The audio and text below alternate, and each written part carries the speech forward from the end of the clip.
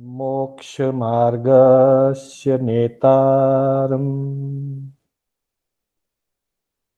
भेतारम् कर्मभूभृता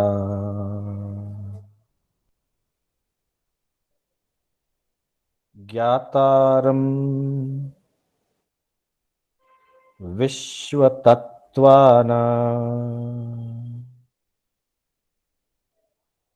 वन्दे तद्गुणलब्धये वन्दे तद्गुणलब्धये।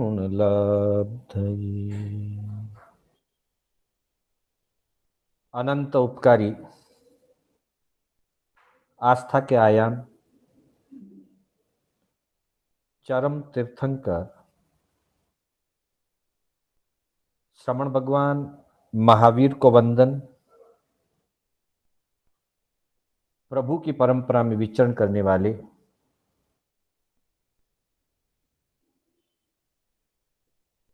परम उपकारी परम आदरणीय समस्त चारित्रात्माओं को वंदन। आत्मबंधुओं, सुशील माताओं एवं बहनों, श्री कर्नाटक जैन स्वाध्याय संघ बैंगलोर के तत्वावधान में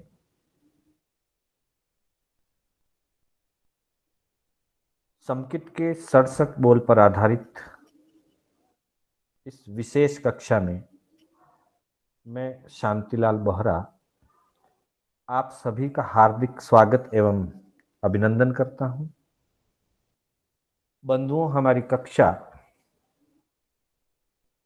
67 बोलों पर आधारित चल रही है और कल की कक्षा में हमने भूषण एवं प्रभावना की बात की थी।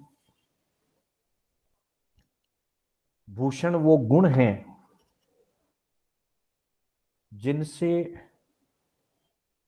सम्यक्त्व के आराधन में,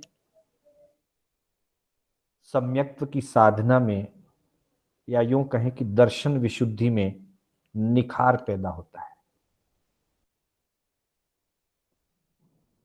और उस निखार से जिन शासन की प्रभावना होती है, अर्थात सम्यक दृष्टि आत्मा को अपने जीवन में इन विशिष्ट गुणों को धारण करना चाहिए, जिन गुणों के धारण करने से सम्यक्त्व निखरता है, एवं साथ ही सम्यक्त्व गुणों का प्रभाव अन्य जन पर भी पड़ता है। इसलिए 7वें बोल में 5 भूषण बताए गए, 8वें बोल में 8 प्रकार की प्रभावना की बात कही। प्रभावना शब्द से ही हम समझ सकते हैं। प्रभावना का मतलब होता है इंप्रेशन। प्रभावना का मतलब होता है असर पड़ना चाहिए। हमारा जीवन ऐसा निर्मल, संयमित, सौम्य हो, सम्यक्त गुणों से युक्त हो कि हमारे जीवन का प्रभाव अन्य जन पर पड़े।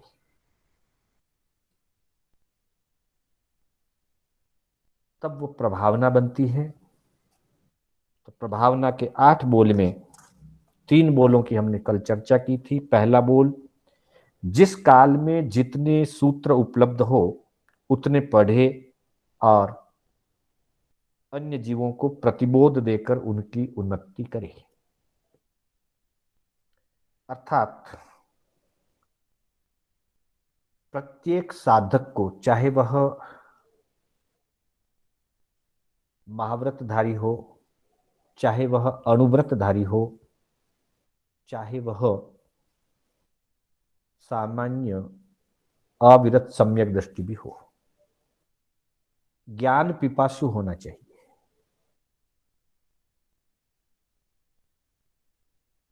ज्ञान चूंकि आत्मा का गुण है, ज्ञान के विकास से आत्म गुणों का विकास होता है। इसलिए जहां लिंग की बात आई थी, सम्यक दृष्टि की बाह्य पहचान, वहां पर भी ये बात आई थी कि जिनवाणी सुनने के लिए लालायित रहे, जिनवाणी आदर पूर्वक सुने और जिन वाणी को सुनकर के हर्षित होवे। यही बात भूषण में कही गई, जिन शासन में निपुण होवे, अर्थात अपने ज्ञान गुण का विकास करे। और यही बात प्रभावना के अंतर्गत बताई गई है कि जिस काल में जितने सूत्र उपलब्ध हों उतने पढ़े। अर्थात जब व्यक्ति शास्त्र अध्ययन की तरफ, ज्ञान के विकास की तरफ अपना पुरुषार्थ करता है, तो उसमें दो गुण सहज ही जागृत होते हैं,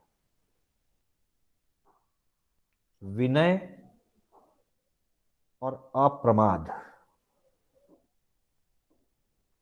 क्योंकि विनय के बिना ज्ञान की प्राप्ति नहीं होती और प्रमाद करने वाला व्यक्ति ज्ञान में पुरुषार्थ नहीं कर सकता। और जैसे ही व्यक्ति में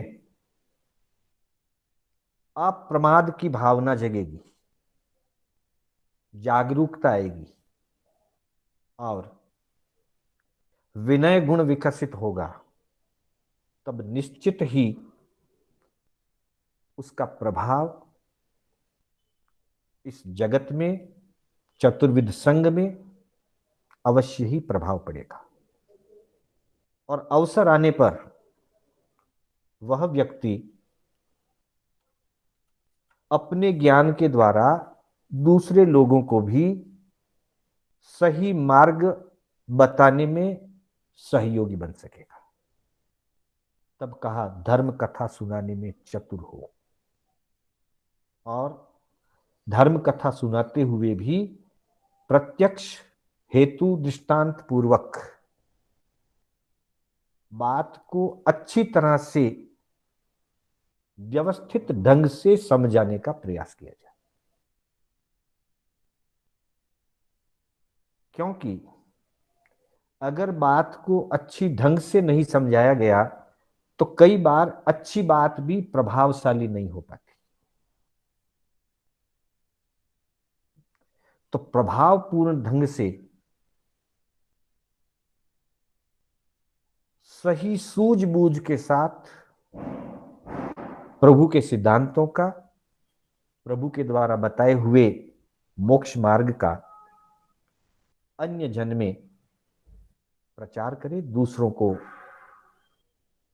आत्म कल्याण के मार्ग पर अग्रसर करने में सहयोगी बने। फिर चौथा बोल जो दिया है प्रभावना के अंतर्गत, निमित्त ज्ञान से भूत भविष्य और वर्तमान काल जाने।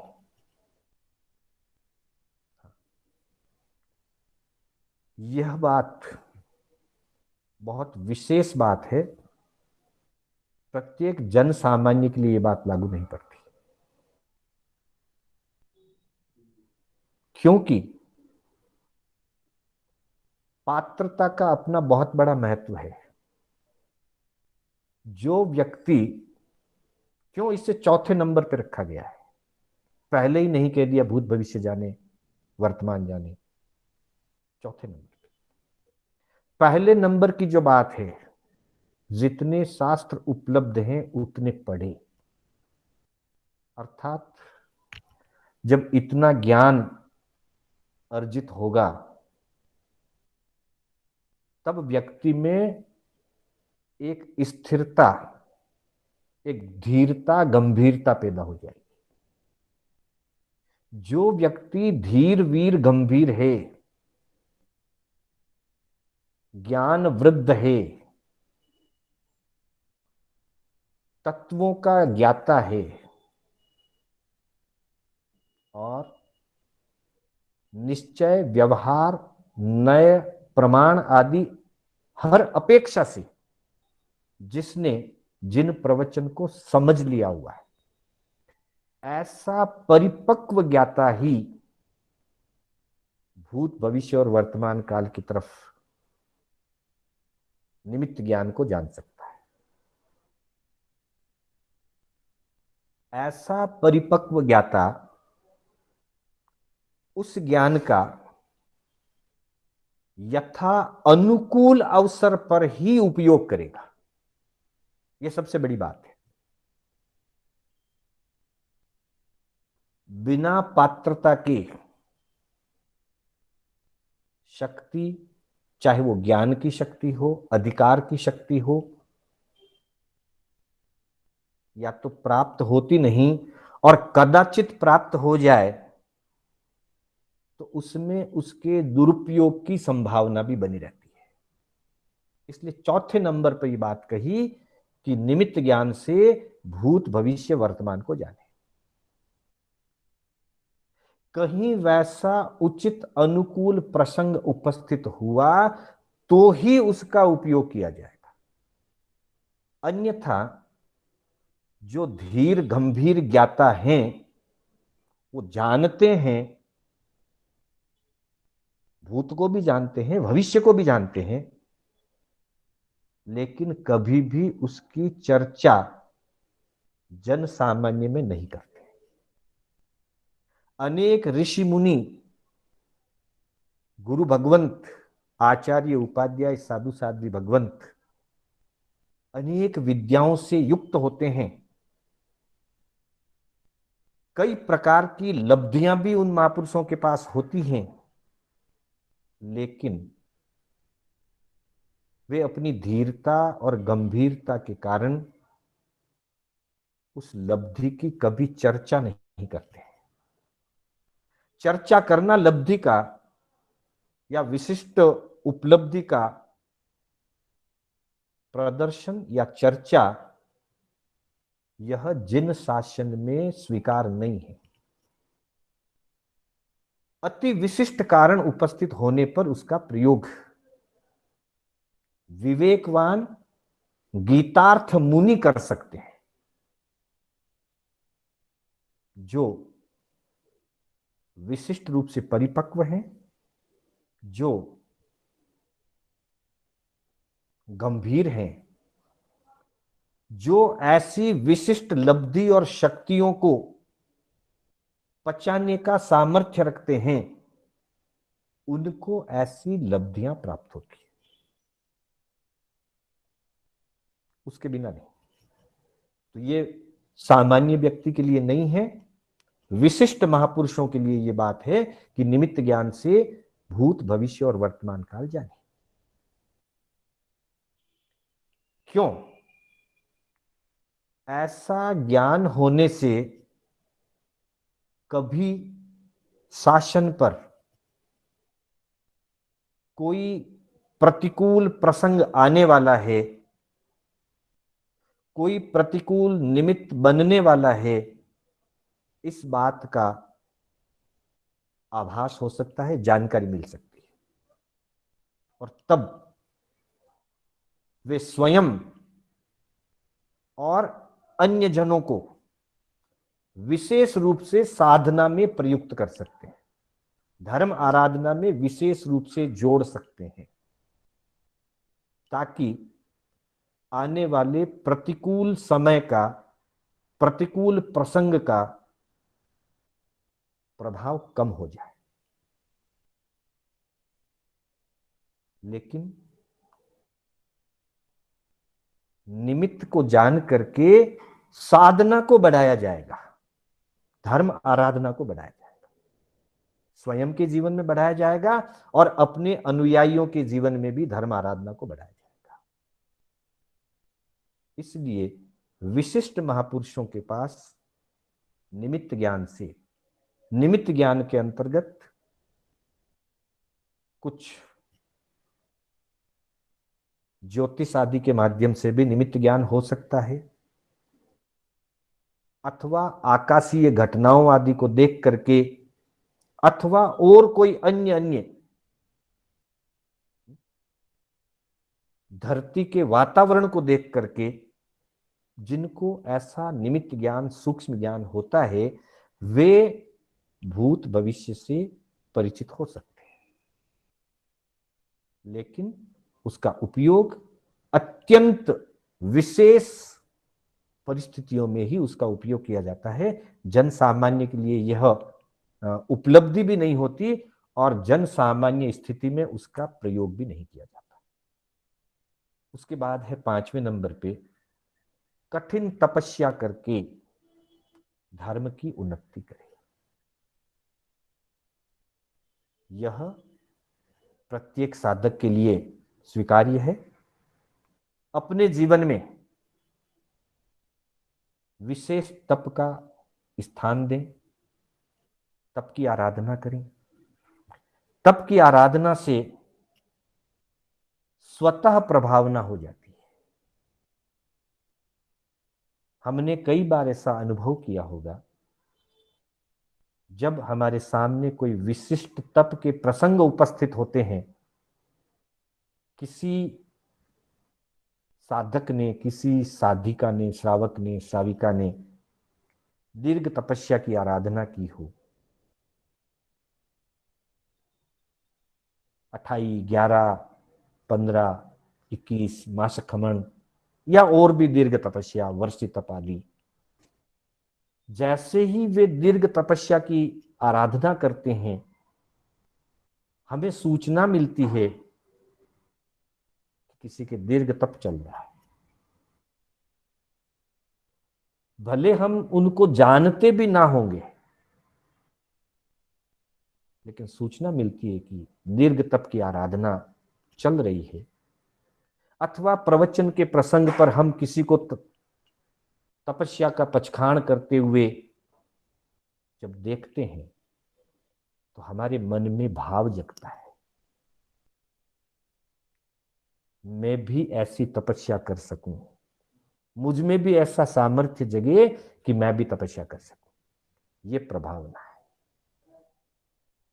ये प्रभावना कब हुई? जब किसी और ने तप किया, उनके तप करने से हम प्रभावित होते हैं। इसलिए कठिन तपस्या करके धर्म की उन्नति, जिससे जितना हो अपनी अपनी सामर्थ्य के अनुसार, परंतु उस तप से दूसरे लोगों को प्रेरणा मिलती है, धर्म की प्रभावना होती है। फिर छठा बोल बताया, अनेक विद्याओं का जानकार होवे। बंधुओं, जब सुदीर्घ तप की आराधनाएं की जाती है, तब कर्मों की निर्जरा होती है। प्रभावना होती है, वो तो व्यवहार पक्ष है, लेकिन स्वयं के अशुभ कर्मों की निर्जरा होती है। और जितने जितने कर्मों की निर्जरा होती है, अशुभ कर्मों की निर्जरा होती है,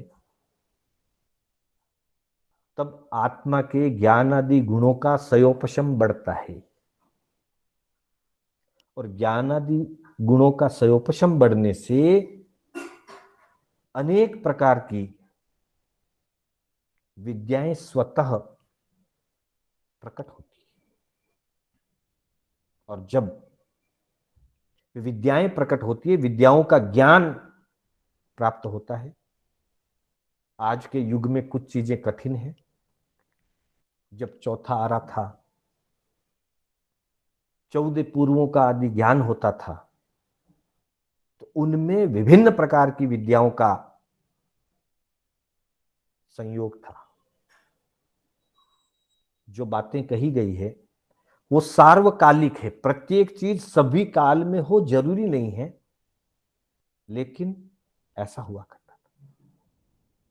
तो विभिन्न विद्याओं का जब प्रकटीकरण होता है तब धर्म की प्रभावना होती है। फिर 7वें नंबर पे बताया प्रसिद्ध व्रत ब्रह्मचर्य आदि 4 खंड लेवी। 4 प्रमुख नियम ये मुख्य रूप से श्रावक की अपेक्षा से कहा गया है, श्रावक श्राविका के लिए। ब्रह्मचर्य व्रत की आराधना, सचित का त्याग, चौविहार का पालन और हरि का त्याग। जब ऐसे त्याग जीवन में आते हैं प्रमुख, सचित का त्याग, हरि का त्याग, चौविहार का पालन, ब्रह्मचर्य की आराधना, जब कोई व्यक्ति इन 4 नियमों को आजीवन के लिए स्वीकार करता है तब उसे 4 खंड कहे जाते हैं। खंड शब्द के 2 अर्थ हैं। एक शब्द खंड शब्द का अर्थ होता है कंधा, जैसे हमारे शरीर में कंधे होते हैं। दूसरा स्कंद शब्द का अर्थ होता है पेड़ का तना। कोई बड़ा पेड़ हो, बड़ा वृक्ष हो, उस वृक्ष का जो प्रमुख हिस्सा जो जमीन से जड़ से जुड़ा हुआ है, उस मुख्य हिस्से को तना कहते हैं, उसको स्कंद कहते हैं। जैसे वो तना जब मजबूत होता है तो पूरा पेड़ उस पर छाया हुआ है। तना आगे जाकर के 2 भागों में, 3 भागों में, 4 भागों में बढ़ता है, फिर डालियां, शाखाएं, प्रशाखाएं आती है। पर सबसे मूल भाग जो होता है पेड़ का वो स्कंद होता है, या तना कहते हैं उसको, जिसके ऊपर पूरा पेड़ छाया हुआ रहता है। मूल में जड़ है, ऊपर वृक्ष का विस्तार है, उस दोनों के बीच की जो कड़ी है उसको तना कहते हैं, उसको स्कंद कहते हैं। तो स्कंद जितना मजबूत होता है पेड़ उतना टिकता है।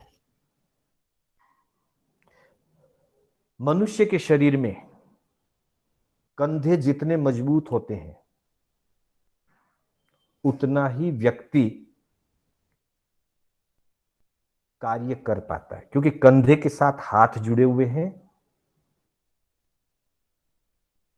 वजन उठाना हो या हाथों से कुछ काम करना हो तो कंधे मजबूत चाहिए।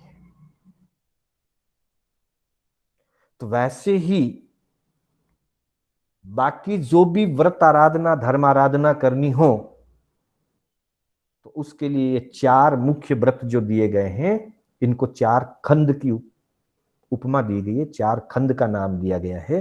ये एक तरह से 4 पिलर है। जब पिलर मजबूत होते हैं, खंभे मजबूत होते हैं, तो उसके ऊपर चाहे जैसी मंजिल खड़ी हो सकती है। इसलिए ब्रह्मचर्य, चौविहार, रात्रिकालीन चारों आहार का त्याग, सचित का त्याग और हरि का त्याग, नीलोति का, इन चारों का जब त्याग होता है तब स्वतः व्यक्ति का जीवन बिल्कुल सात्विक बन जाता है।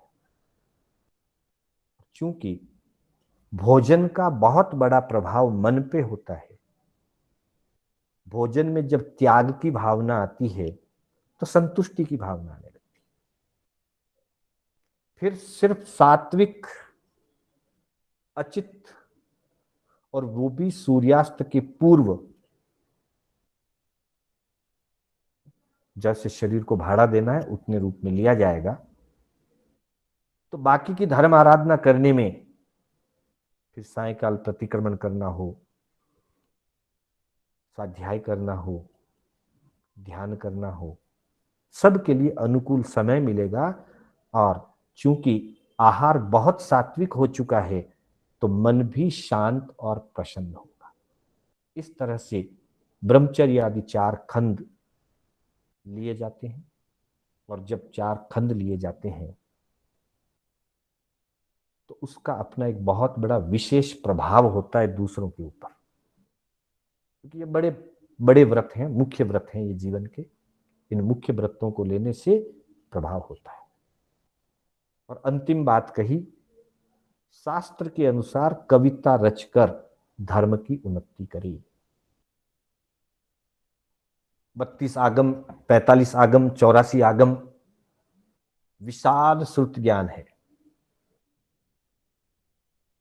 हर व्यक्ति इतना विस्तृत श्रुत ज्ञान पढ़ नहीं सकता।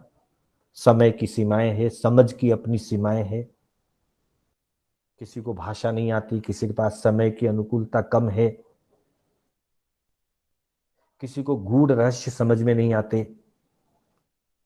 तो वैसी स्थिति में जो शास्त्र में गूढ़ रहस्य हैं, जो शास्त्र में विस्तृत ज्ञान है, उस ज्ञान को ढालों के माध्यम से, कविताओं के माध्यम से, चौपाइयों के माध्यम से सरल करके जब दिया जाता है तो जन सामान्य उसको बहुत सहजता से समझ लेता है और सार की बातें उसको जल्दी से पकड़ में आ जाती। इसलिए हमारे पुराने बहुत सारे संत पुरुषों ने, महापुरुषों ने अनेक ढालों की रचना की, चौपाइयों की रचना की, भजनों की रचना की। भजनों के माध्यम से इतिहास प्रस्तुत कर दिया, भजनों के माध्यम से आगम की बातें प्रकट कर दी, भजनों और ढालों के माध्यम से शास्त्रीय ज्ञान प्रस्तुत कर दिया। तो आगम के अनुसार, शास्त्र के अनुसार सरल भाषा के अंदर जन सामान्य जिसको समझ सके, और ढाल या गीत जो होता है, काव्य रूप जो होता है, वो जल्दी ही मुख पे चढ़ जाता है। एक पेज का कोई वाक्य लिखा हुआ है, 3 पैराग्राफ 4 पैराग्राफ रूप में कोई बात लिखी हुई है पाठ रूप में, वो जल्दी से याद नहीं होती है। पढ़ लेंगे, समझ लेंगे, पर जल्दी याद नहीं होती है। लेकिन वही चीज एक पेज में कविता के रूप में, भजन स्तवन के रूप में, ढाल के रूप में लिखा हुआ है, तो ढाल गाई जा सकती है और गाए जाने के कारण से वो याद जल्दी हो जाती है और वो बार बार गुनगुनाने के रूप में आती है। और जब वो बार बार गुनगुनाने के रूप में आती है तो उसका प्रभाव भी जीवन पर बहुत जल्दी पड़ता है। इसलिए कहा गया कि शास्त्र के अनुसार कविता रच करके, यानी कि ढाल, चौपाई आदि के द्वारा, चरित्र आदि के द्वारा उसकी रचना करके जो लोग आराम से उसको गा सकें, गुनगुना सकें, जल्दी याद हो सके और उसके माध्यम से उसमें रही हुई शिक्षा जीवन में उतर जाए। इसलिए ये भी एक प्रकार की प्रभावना है। अगर ऐसा कोई व्यक्ति है और वो ऐसे काम करता है तो उससे भी धर्म की, जिन शासन की, सम्यक दर्शन की प्रभावना होती है। तो इस तरह 8 प्रकार की प्रभावना बताई। प्रभावना बताने के बाद 9वें बोल में 6 प्रकार के आगार बताए। आगार का मतलब होता है विशिष्ट परिस्थितियों में दी जाने वाली छूट। सामान्य छूट नहीं है, इन जनरल में कोई छूट नहीं है, लेकिन कुछ विशिष्ट विकट स्थितियां जब पैदा हो जाए और जहां व्यक्ति का अपना वश नहीं चले, जहां तक व्यक्ति का अपना वश चलता है वहां तक व्यक्ति को अपनी प्रतिज्ञा को दृढ़ता के साथ पालन करना है। जहां विकट परिस्थिति आ जाए और व्यक्ति का अपना वश नहीं चले वैसी स्थिति में हमारे पूर्वाचार्यों ने छूट का प्रावधान किया है। विकट परिस्थितियों में भी अगर कोई दृढ़ धर्मी और प्रिय धर्मी हैं, वो अटल रह सकते हैं। छूट का उपयोग करना जरूरी नहीं है। विशिष्ट साधक है, वो छूट का प्रयोग नहीं करेगा, वो विकट स्थितियों में भी दृढ़ रहेगा। लेकिन सभी व्यक्ति कामदेव श्रावक जैसे नहीं होते, सामान्य श्रावक श्राविका भी होते हैं। उपासक दशांग में 10 श्रावकों का वर्णन आया है, कामदेव श्रावक का भी वर्णन आया है। देव परीक्षा करने के लिए आए और विभिन्न प्रकार से उनको कष्ट दिए, परिशह दिए, उपसर्ग दिए, सताया, और कामदेव श्रावक दृढ़ रहे, अटल रहे। उन्होंने छूट का प्रयोग नहीं किया। लेकिन सभी व्यक्ति कामदेव श्रावक जितने दृढ़ संकल्पी, कामदेव श्रावक जितने अटल मनोबल वाले हो, ये जरूरी नहीं है, नहीं भी हो सकते। किसी का मनोबल कमजोर भी हो सकता है। तो वैसे कमजोर मनोबल वालों के लिए ये आगार है, दृढ़ मनोबल वालों के लिए आगार की जरूरत नहीं। फिर भी ज्ञानियों ने आगार इसलिए रखे कि जन सामान्य में जिसने भी नियम लिया है, और यदि विकट परिस्थिति आने पर उसका पालन अगर वो नहीं कर पाए और व्रत या प्रतिज्ञा उसकी दूषित हो जाए, प्रतिज्ञा टूट जाए, तो व्यक्ति को बड़ा मानसिक खेद होता है। और मानसिक खेद होने से कभी कभी वो हतोत्साहित हो सकता है। हतोत्साहित न होवे और मानसिक खेद की स्थिति ना बने, इसलिए ज्ञानियों ने आघार की बात कही कि अगर ऐसी विकट परिस्थिति आ जाए तो यह छूट है। आज की भाषा में कहें तो ये इमरजेंसी एग्जिट। कभी बहुत विकट स्थिति उत्पन्न हो जाने पर, जैसे बस में, ट्रेन में एक इमरजेंसी एग्जिट होता है, इमरजेंसी विंडो होता है, वो किस लिए रखा है? रोज उसको नहीं खोलना है, कभी भी मन आए तब नहीं खोलना है। कभी कोई ऐसी विकट स्थिति हो गई कि मुख्य दरवाजे बंद हो चुके हैं, कोई दुर्घटना घट गई है और बचने का कोई उपाय नहीं रहा, बचाव का कोई मार्ग नहीं रहा, तब उस विकट परिस्थिति के लिए इमरजेंसी विंडो का उपयोग किया जाता है। दुर्घटना हो गई हो, रॉबरी हो गई हो, आग लग गई हो, ऐसी कोई विकट स्थिति जब हो जाती है, तब बस या ट्रेन के अंदर जो इमरजेंसी विंडो होता है, इमरजेंसी एग्जिट होता है, उसका उपयोग किया जाता है। ठीक वैसे ही लिए हुए व्रत में, लिए हुए नियम में जब कोई ऐसी इमरजेंसी स्थिति आ गई कि अब कोई मार्ग नहीं बचा, कोई रास्ता नहीं बचा, वैसी स्थिति के लिए ज्ञानियों ने छूट का प्रावधान किया है। तो उस छूट को आधार कहते हैं। तो सम्यक दर्शन जब ग्रहण किया, अरिहंतो महद्देवो जावत जीवम सुसाहुनो गुरुनो जिन पणत्तम तत्तम इय समत्तम मय गई। अरिहंत, निर्ग्रंथ और केवली परूपित धर्म, ये तीन देव, गुरु और धर्म के स्थान पर हैं। यही सम्यक है, मैं इसे स्वीकार करता हूं, ये प्रतिज्ञा ग्रहण की।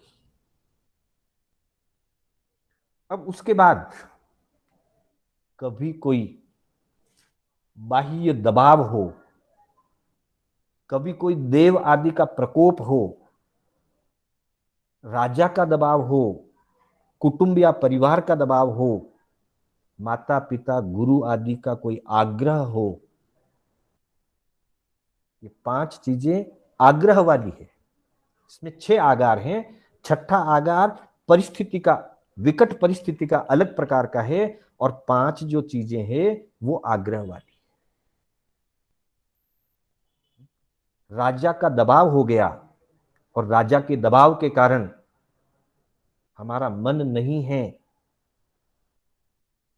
फिर भी कभी धर्म के विपरीत कोई शब्द बोलना पड़ा, कोई कार्य करना पड़ा, या अन्य तीर्थी आदि का जिसको हम गुरु नहीं मानते हैं उसका आदर सम्मान करना पड़ा। अगर करना चाहता नहीं हूं, लेकिन राजा का दबाव है और करना पड़ा, तो वैसी स्थिति में उसको आघार के रूप में, छूट के रूप में माना जाएगा। हमारे ग्रंथों में, आगमों में वर्णन आता है, कार्तिक सेठ नाम के एक श्रावक थे, दृढ़ धर्मी, प्रिय धर्मी, अपने व्रतों में, अपने सम्यक्त्व में अडिग, अटल। उस गांव में कोई तापस आए, तापस ने अपनी क्रियाएं, जो भी उनकी धारणाएं मान्यताएं हैं उसके अनुसार किया, कुछ आडंबर रचे, लोग देखने के लिए गए, पर दृढ़ धर्मी, प्रिय धर्मी श्रावक जिनका सम्यक दृढ़ था, वे नहीं गए। वे किसी भी प्रभाव से, चमत्कार से चमत्कृत होने वाले, प्रभावित होने वाले नहीं थे। वे मात्र आत्म धर्म और आत्म शुद्धि को ही अपना लक्ष्य मान करके चलते थे। तापस को लगा कि सब लोग आए, पर अमुक कार्तिक सेठ हैं वो नहीं आए। यहां तक कि उस नगरी का राजा तक भी गया, पर कार्तिक सेठ नहीं गए।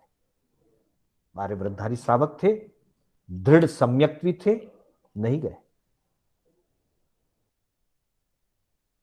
तापस ने राजा को प्रसन्न कर लिया। राजा ने तापस को अपने घर आहार के लिए आमंत्रित किया। यहां उस तापस ने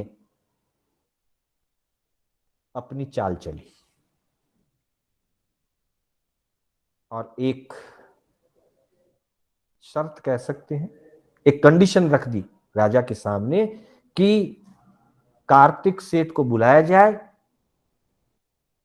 उसके पीठ पर थाली रख करके मैं आहार करूंगा। एक बार तो राजा ने भी कहा कि ये उचित नहीं है, लेकिन राजा आमंत्रित कर चुका था, और तापस तपस्वी होते हैं, सन्यासी होते हैं, उनकी बात न मान करके वो खाना खाए बिना चला जाए, ये भी राजा को अच्छा नहीं लगता था। तो परिस्थिति में राजा भी प्रभावित होकर के कार्तिक सेठ को बुलाता है। अब कार्तिक सेठ का मन नहीं है, फिर भी वहां राज दबाव के कारण, राज आज्ञा के कारण कार्तिक सेठ को तापस के सामने झुकना पड़ा, और उनकी पीठ के ऊपर थाली रख करके, बड़ी साधु वंदना में हमने कई बार इसको पढ़ा होगा,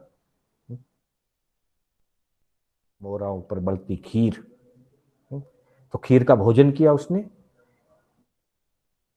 उस स्थिति में कार्तिक सेठ के मन में एक विचार आया कि अगर मैं आज से पहले दीक्षित हो गया होता, मुनि बन गया होता, तो ये विकट स्थिति मेरे सामने नहीं आती। पर चूंकि ग्रस्त हूं, और ग्रस्त होने के लिए इस राज्य का नागरिक हूं, और राज आज्ञा का पालन करना मेरा फर्ज है, इसलिए मुझे ऐसा करना पड़ा। तो वहां उनको इस बात का अंदर में अफसोस हुआ मन तो नहीं था पर करना पड़ा, राज आगे के कारण करना पड़ा। तो ये एक प्रकार का आघात होता है। पर उनके मन में अफसोस हुआ कि अगर मैं संयमी हो गया होता तो मुझे ऐसा नहीं करना पड़ता। तो कहने का मतलब ये जो आगार है ये मुख्य रूप से ग्रस्त जीवन के लिए है, मुनि जीवन के लिए तो आगार की जरूरत नहीं है, क्योंकि वो सारी व्यवस्थाओं से ऊपर उठ जाते। तो जैसे राजा के दबाव से अन्य तीर्थी आदि को वंदना करनी पड़े या उनका आदर सत्कार करना पड़े, उनकी कोई बात प्रतिज्ञा माननी पड़े, तो सम्यक्त्व में हल्की सी मलिनता तो आती है, कमजोरी तो है ना, परंतु सम्यक्त्व भंग नहीं होता तो प्रतिज्ञा रह जाती है, प्रतिज्ञा भंग नहीं होती, जिससे व्यक्ति का मानस हतोत्साहित नहीं होगा। प्रतिज्ञा भंग का जब लगता है तो व्यक्ति हतोत्साहित हो जाता है। तो यह व्यक्ति हतोत्साहित ना हो, इसलिए मानसिक रूप से उसको ये आधार दिए गए हैं कि ऐसी विकट स्थिति आ जाए तो राजा का दबाव आ जाए। इसी तरह से किसी कार्य के लिए कुटुंब, जाति, पंच, गांव के मुखिया आदि हैं, जाति के कोई प्रमुख हैं, कुटुंब का कोई प्रमुख व्यक्ति है, मुखिया है, उनके किसी आदेश का पालन करने के लिए भी कभी कोई ऐसी प्रतिकूल परिस्थिति को स्वीकार करना पड़े तो उसके लिए भी ज्ञानियों ने छूट दी है। इसी तरह से बलवान के डर से हम कई बार प्रैक्टिकल में देखते हैं,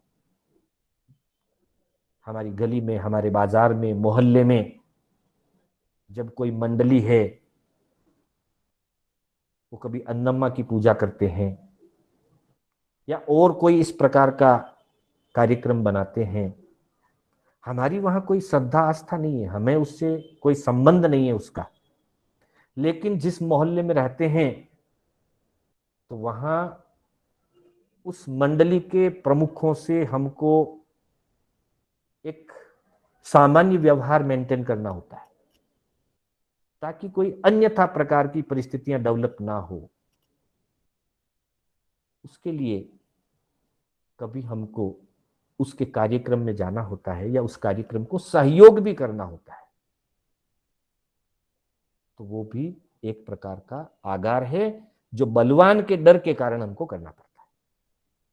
इसी तरह से देव के डर से कोई देवता परीक्षा लेने के लिए आ जाए और हम भयभीत हो जाए, अगर कामदेव श्रावक जैसे दृढ़ अटल मनोबल वाले हैं तो देवता के सामने भी छूट का प्रयोग करने की जरूरत नहीं, लेकिन सामान्य मनोबल वाले व्यक्ति विचलित हो सकते हैं। विचलित होने का मतलब अंतर में तो उसकी श्रद्धा अपनी जगह स्थिर है, लेकिन देवता के दबाव से और देवता के डर के कारण से कभी उसे अन्य तीर्थी को वंदना आदि करनी पड़ती है, अन्य तीर्थी के सामने झुकना पड़ सकता है, तो उसका भी आधार है। इसी तरह से माता पिता और व्यवहार गुरु, अध्यात्म गुरु तो कभी ऐसी बात करेंगे नहीं, लेकिन व्यवहार जगत के अंदर जो शिक्षा दीक्षा के गुरु हैं या माता पिता हैं, गुरुजन हैं, उनके कहने से, जैसे कभी पारिवारिक कोई परंपराएं होती है, उन पारिवारिक परंपराओं को माता पिता के आदेश से, माता पिता के कहने से हम अंतर से जानते हैं कि ये संसार का मार्ग है, मेरी आत्मा को ये स्वीकार नहीं है, संसार वृद्धि का कारण है, फिर भी माता पिता की आज्ञा को टाल नहीं सकते हैं, तो माता पिता की आज्ञा का पालन करने के लिए कभी पारंपरिक परंपराओं को निभाने के लिए अन्य तीर्थी आदि को वंदना आदि करनी पड़ती है, तो वो भी आगार है।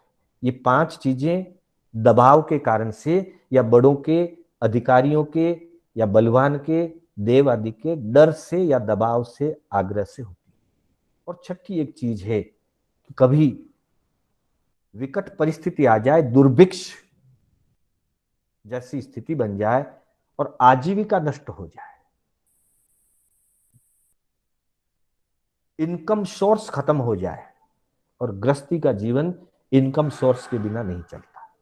गृहस्थी के जीवन के लिए इनकम सोर्स एक बहुत मेजर पार्ट है लाइफ का, सब कुछ नहीं है पर फिर भी उसका बहुत बड़ा महत्व है। तो वैसी स्थिति में कभी किसी श्रावक को, किसी सदग्रस्त को, जो जैन धर्म का अनुयायी है, जो अपने अंतर मन से अरिहंत और निर्ग्रंथ के सिवाय किसी की श्रद्धा नहीं करता है, लेकिन आजीविका की विकट स्थिति में कहीं उसे कुछ कार्य धंधा या जॉब आदि करना पड़ा, और जिसके यहां उसने कार्य जॉब किया वो अन्य मतावलंबी है, अन्य धर्मावलंबी है, उसके कहने से उसके ऑफिस में, उसकी कंपनी में, उसके दुकान में जो व्यवस्था है कि सवेरे दीपक लगाया जाता है या फूल चढ़ाए जाते हैं, ऐसी कोई उनकी व्यवस्था अगर है, और चूंकि आजीविका का साधन नष्ट हो चुका है और मेरे पास दूसरा कोई ऑप्शन नहीं है, उसकी आज्ञा का पालन नहीं करूंगा अगर, तो वो हो सकता है मुझे जॉब से निकाल दे। जो दृढ़ संकल्पी है वो जॉब छोड़ देगा, नहीं करेगा। लेकिन प्रत्येक व्यक्ति इतने कैपेबल नहीं होते, उनके सामने दूसरा कोई अगर ऑप्शन भी नहीं मिल रहा है जॉब का, घर चलाना मुश्किल हो रहा है, और वैसी कोई विकट स्थिति आ गई, और वैसी विकट स्थिति में अन्य तीर्थी की व्यवस्था, अर्चना आदि करनी पड़ जाए, तो उसके लिए हमारे ज्ञानियों ने सम्यक्त्व में उसकी एक छूट दी है। हालांकि ये व्यवहार पक्ष है, व्यवहार पक्ष को व्यवहार पक्ष के अनुसार समझना चाहिए, लेकिन फिर भी नहीं तो अगर छूट ना हो और करना पड़े तो हमको लगेगा कि भाई मैंने प्रतिज्ञा ली थी और मेरी प्रतिज्ञा के विपरीत काम किया तो मेरी प्रतिज्ञा टूट गई, तो हम हतोत्साहित हो जाएंगे, हम थोड़े से मतलब जो है मन से दुखित पीड़ित हो जाएंगे, मानसिक रूप से थोड़ा सा हमको तनाव महसूस होगा, वो ना हो इसलिए, और हम हतोत्साहित ना हो, अनुकूल परिस्थिति आने पर फिर हम अपनी व्यवस्था को स्वीकार कर लेंगे। आज प्रतिकूलता के कारण कमजोर, मूलतः ये मानना पड़ेगा कि ये मेरी कमजोरी, अगर कमजोर नहीं है तो स्वीकार करने की कोई जरूरत नहीं है, कोई स्वीकार नहीं किया जाएगा। लेकिन अगर कमजोरी है और कभी ऐसी चीज विकट परिस्थिति को स्वीकार करना पड़े, तो भगवान ने, ज्ञानियों ने उसके लिए आधार की व्यवस्था की है। ये एक तरह से इमरजेंसी एग्जिट है, विकट स्थिति में कुछ रास्ता निकालना पड़ता है। तो ये विकट स्थिति के रास्ते जो गली के रूप में निकलते तो हैं, लेकिन ये हमारे जीवन का मुख्य मार्ग नहीं है। अनुकूल स्थिति आते ही हम वापस अपनी दृढ़ता के ऊपर, मन से तो प्रतिकूलता में भी दृढ़ता पर कायम है, पर व्यवस्था की दृष्टि से, व्यवहार की दृष्टि से कुछ चीजों को कदाचित स्वीकार करना पड़े तो उसको छूट या आगार कहा गया। तो इस तरह से 8वें बोल में हमने 8 प्रभावना की चर्चा की, और 9वें बोल में आज हमने 6 प्रकार के आधार की चर्चा की है। समय हो चुका है, मैं अपने शब्दों को यहीं पर विराम देना चाहूंगा। मेरे बोलने में कोई स्खलना हुई हो अथवा कोई भी जिनाज्ञा विपरीत कथन हुआ हो, तो उसके लिए मैं आप सभी की साक्षी से, संग पंच परमेष्टि और आत्मा की साक्षी से